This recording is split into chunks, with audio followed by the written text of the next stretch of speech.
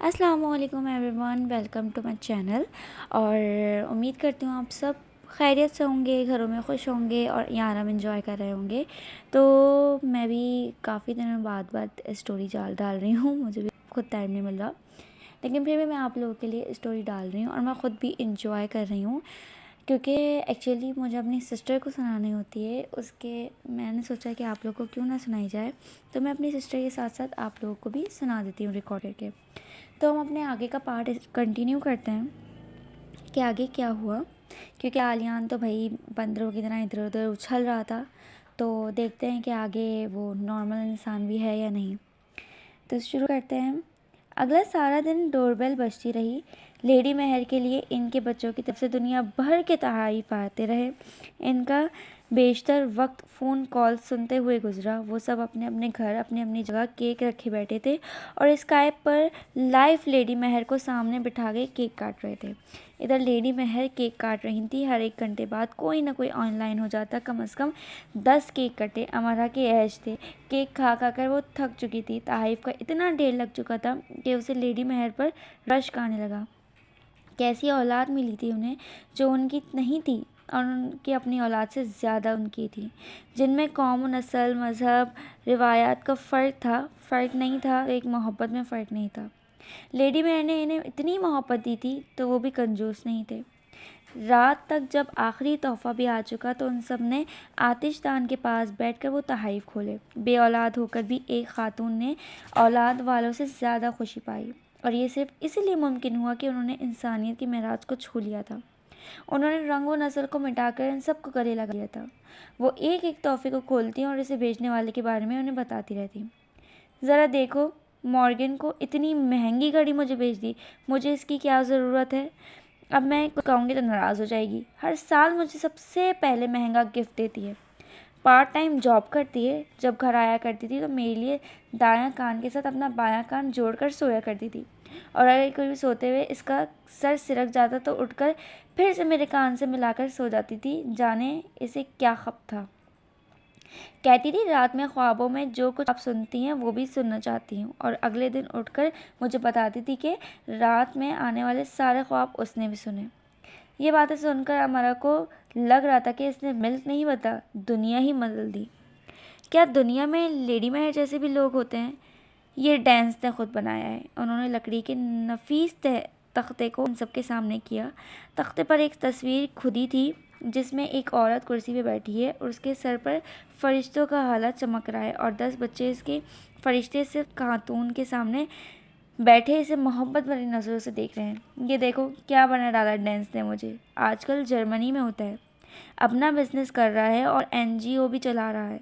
ये 12 साल का था जब एक रात मेरे पास रहा तो रात के किसी पहर अपने बिस्तर से निकलकर मेरे बेड के करीब आ खड़ा हो गया। न जाने कब तक खड़ा रहा। कब तक मेरी आँख खुली तो मैंने देखा कि ये मेरे पास खड़ा मुझे ठटकी बांधे देख रहा है। बहुत प्यार करता था मुझसे। क्या मुझसे ज़्यादा कोई औरत इस किराह ज़मीन पर ऐसी खुशकिस्मत होगी जिसकी औलाद उसको रातों को ऐसे उठ उठ कर मोहब्बत से देख सके।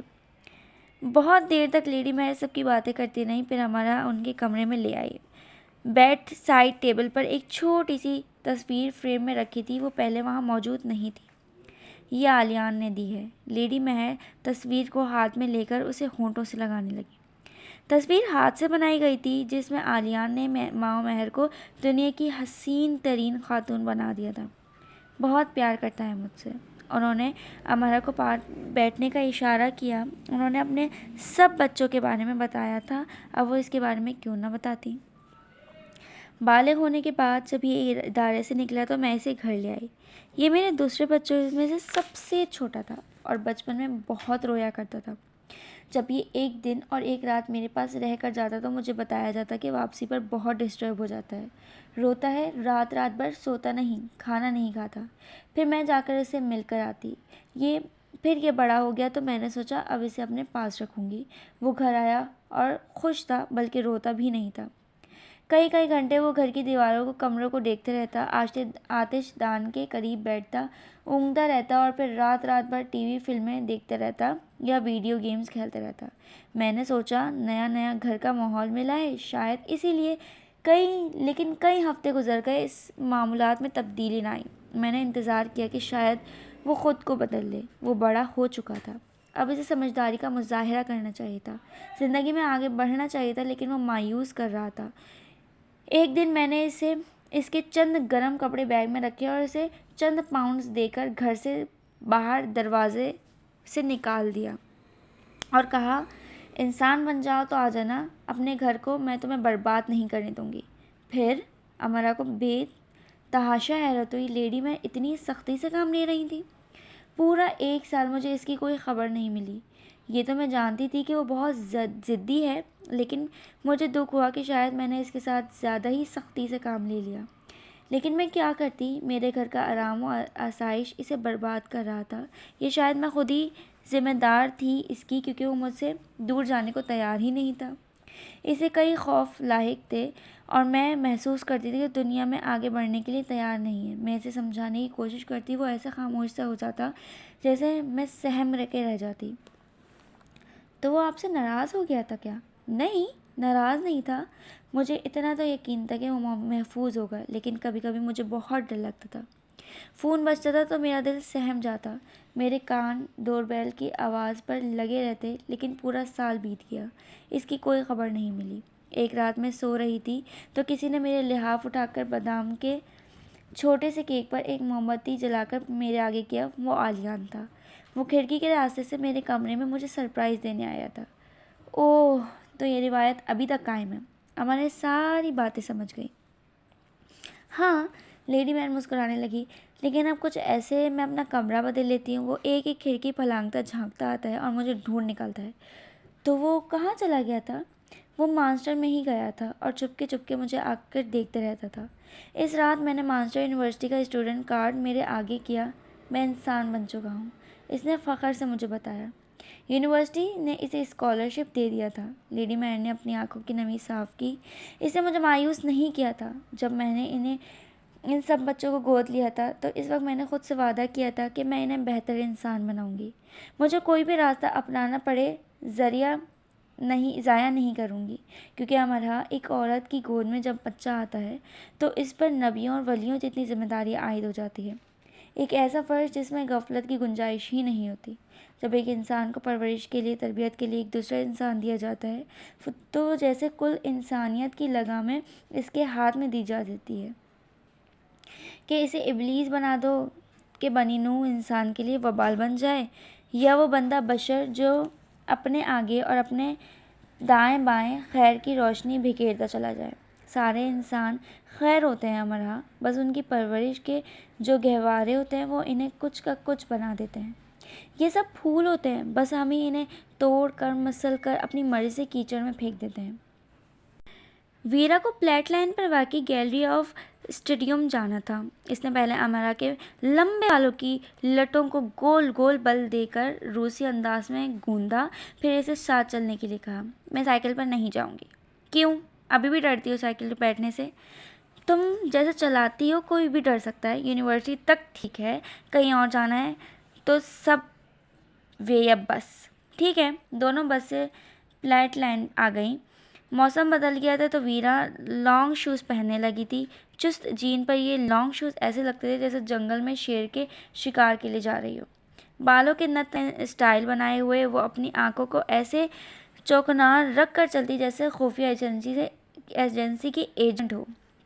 अमरा को उसके साथ चलते हुए ऐसा एहसास होता था कि वो जैसे किसी बॉडीगार्ड के साथ चल रही हो। कोई अमरा को भी इस तरह का नुकसान नहीं पहुंचा सकता।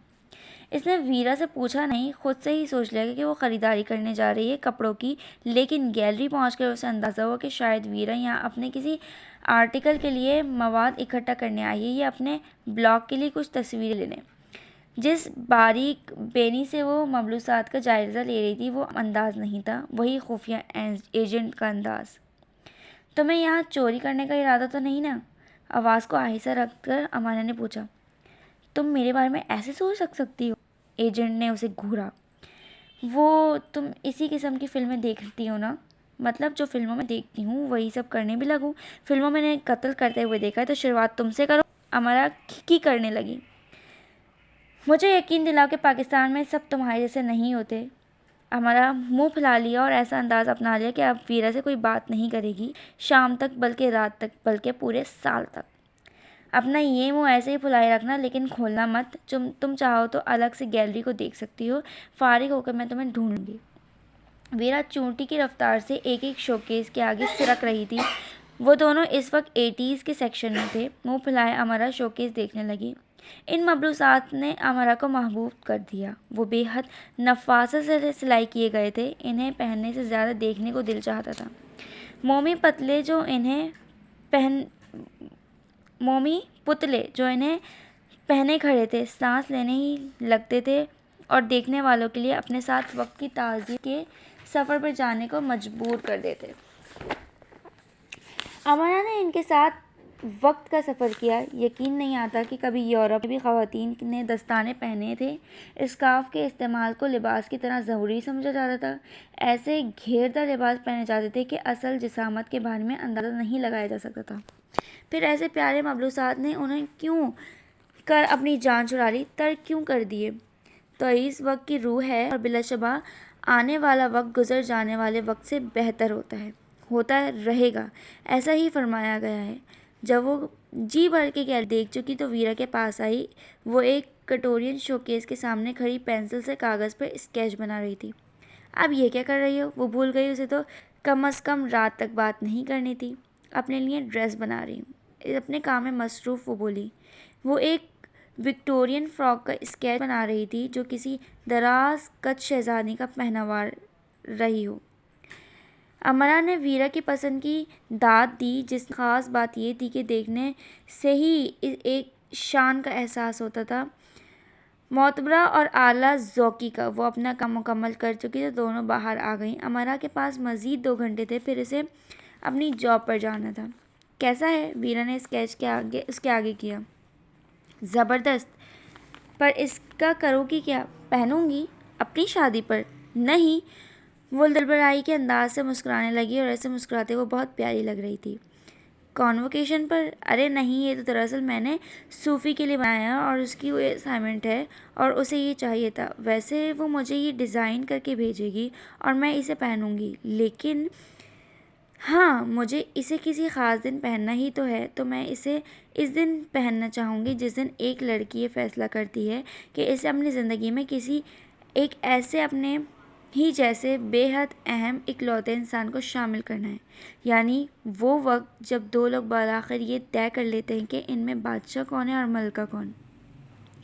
आखिरी फ़करा वीरा ने निचले लब को काटना दांतों में लेकर शरारत से छूते हुए कहा।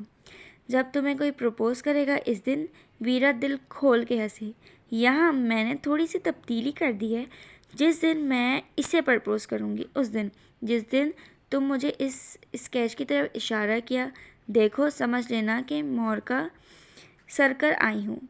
कहकर वीरा कहका लगाकर हंसी, जैसे ये ख़याल से अभी अभी आया हो और इस नवार ख़याल से महफूज होते हुए इसने इसे दिल में महफूज भी कर लिया। अमरा को इसका एतमाद अच्छा लगा। वो जानती थी कि इसे कोई प्रपोज़ नहीं किया जाएगा, बल्कि ये अहम काम वो ख़ुद करना पसंद करेगी। एक फ़्रॉक अमरा को भी बहुत पसंद आई। वो हल्की गुलाबी रंग की थी। अमरा इस फ़्रॉक को अपने सबसे ख़ास अपनी शादी के दिन ज़ेब-तब करने की ख्वाहिश को अपने अंदर पैदा होने से रोक नहीं सकती थी।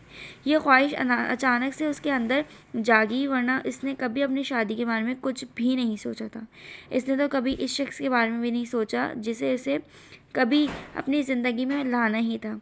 इसकी मंगनी हुई तो वो इसे कोई दिलचस्पी पैदा नहीं हुई थी कि वो कौन शख्स है।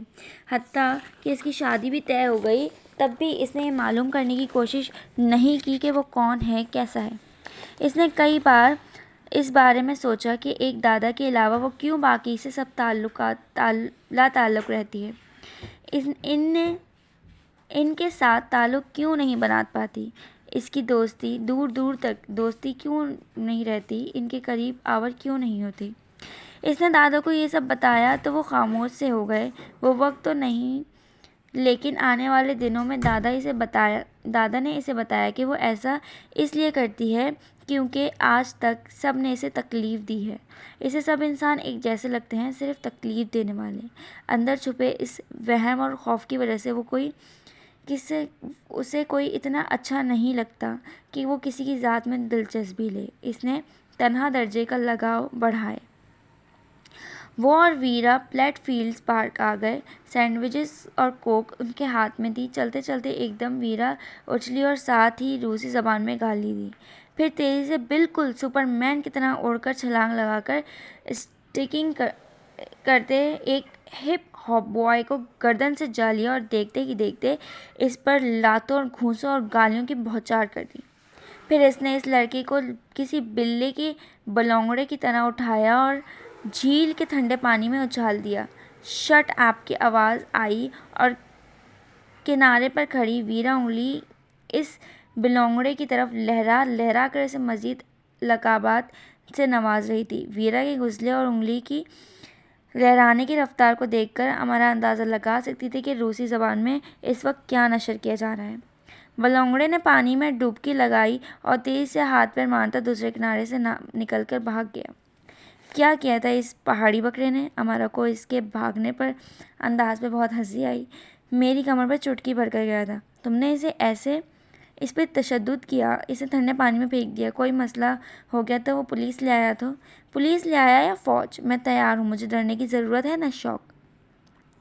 तुम रूस में नहीं हो वीरा, अपने मुल्क की बात और होती है।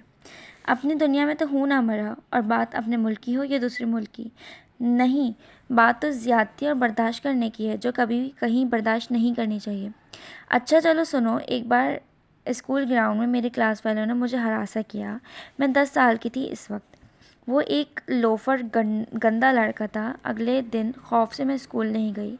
मेरे पापा को मेरे ना स्कूल जाने की वजह मालूम हुई तो उन्होंने मुझे घर के बाहर पहाड़ की तरह जमी बर्फ़ में गर्दन तक दबा दिया।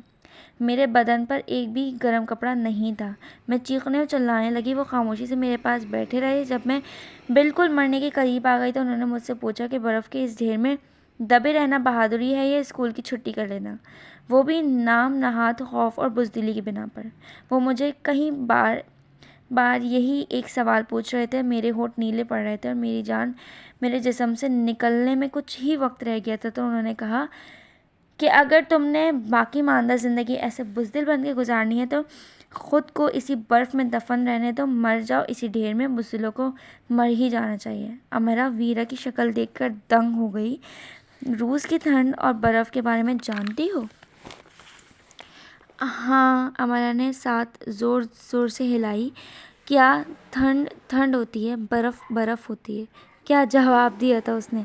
ठंड ठंड नहीं होती, बर्फ़ बर्फ़ नहीं होती, मौत होती है मौत, सफ़ेद वो मौत।